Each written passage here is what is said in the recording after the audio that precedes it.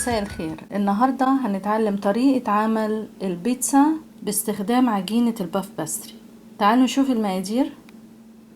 دول تقريبا نص كيلو عجينة الباف باستري. انا جايباها جاهزة، بتتباع في اي سوبر ماركت في الفريزرات اللي فيها الجلاش والعجائن. العلبة بيبقى فيها 2 شيت.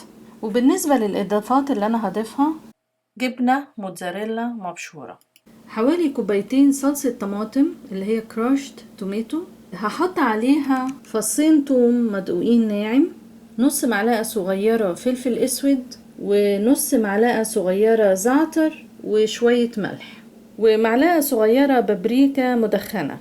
الحقيقة بتديها طعم حلو قوي.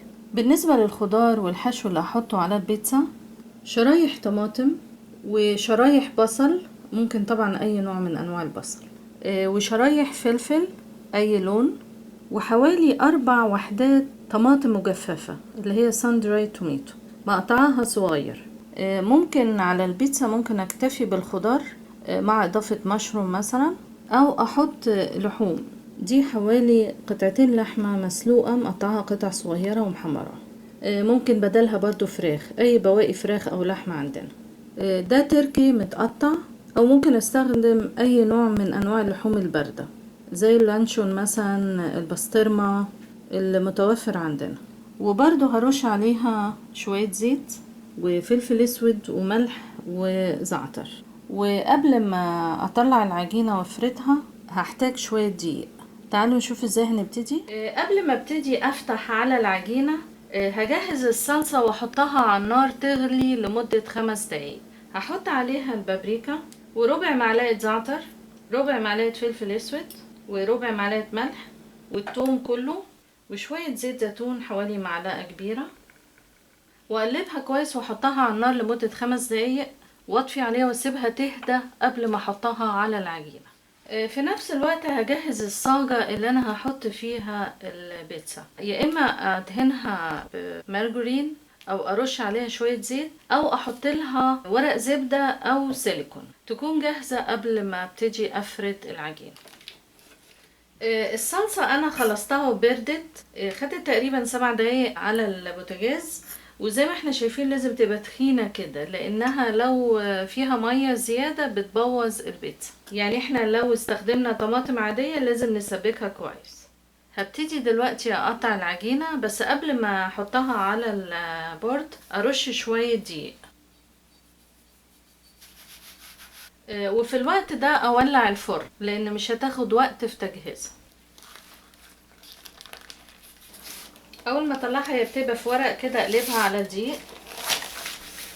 هبتدي اقسمها لان انا هعمل 4 قطع، وانقلها على طول في الصاج. قبل ما احط اي حاجة اعمل الكورنر كده على شكل مثلث. قبل ما احط اي حاجة احط شوية زيت صغيرين،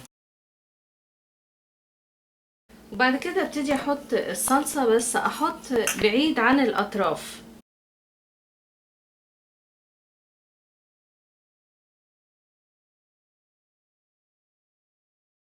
بعد الصلصة على طول احط الجبنة، نص كمية الجبنة.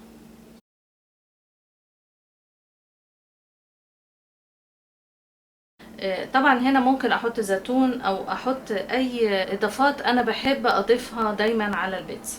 ممكن لو حبيت ارش شوية جبنة بارميزيان بتديها طعم حلو. والطبقة اللي بعد كده ابتدي احط الطماطم المجففة، وبعد كده شرايح البصل.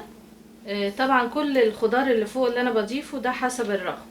بعد كده الفلفل، وبعد كده ابتدي احط اي نوع من انواع اللحوم.